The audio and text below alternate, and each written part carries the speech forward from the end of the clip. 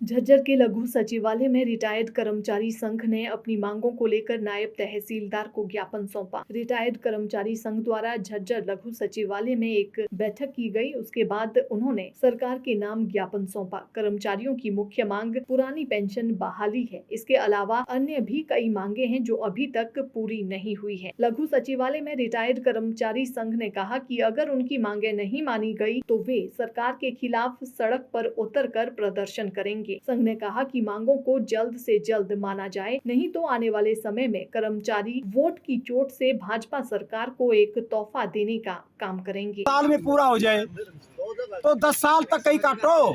सरकार इसे 15 साल तक लगातार क्यों काट रही है? आज किसको ज्ञापन दिया है जी आपने? आज हमने मुख्यमंत्री के नाम ज्ञापन सौंपा है और ज्ञापन नायब तहसीलदार साहब लेने के लिए आए थे। हमने उनको ज्ञापन दे दिया। मांग नहीं मानी तो आगे हम क्या? अगर हमारी मांगे नहीं मानी गई तो हम मजबूर होकर के और तो कुछ ज्यादा कर नहीं सकते, लेकिन इस सरकार के खिलाफ सड़कों के ऊपर जरूर उतर के प्रदर्शन करेंगे और हर शहर में हर गांव में हम इसका प्रदर्शन शुरू करेंगे।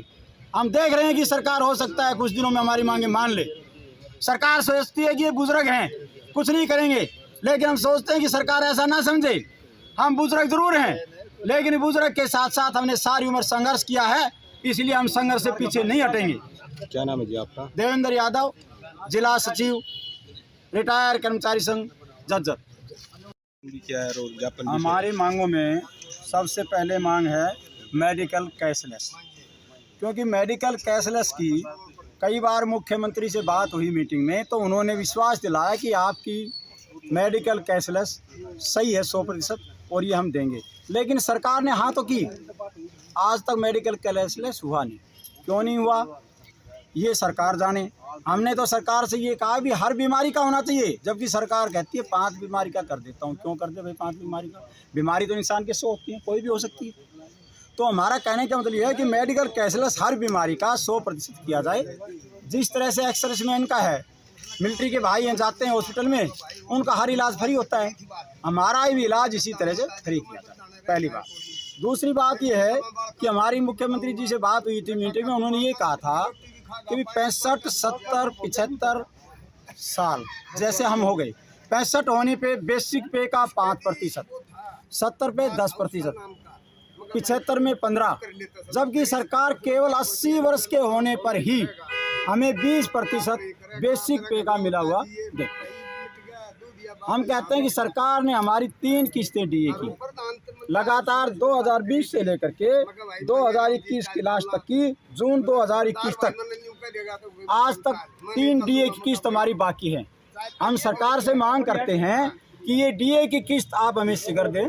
जब सरकार एमपी एमएलए के ऊपर इतना खर्च करती है, एक कर्मचारी की डीए की किस्त के ऊपर सरकार को क्या दिक्कत है?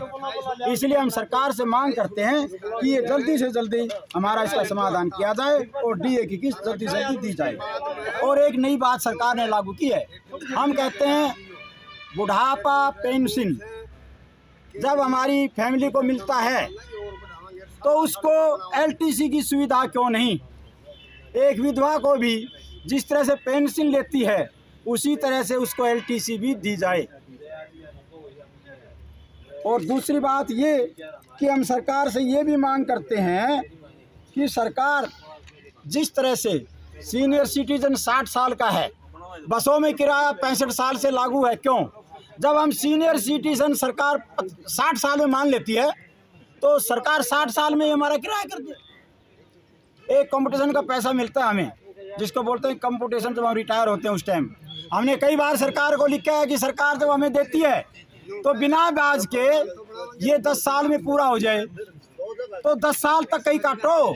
सरकार इसे 15 साल तक लगातार क्यों काट रही है? आज किसको ज्ञापन दिया है जी आपने? आज हमने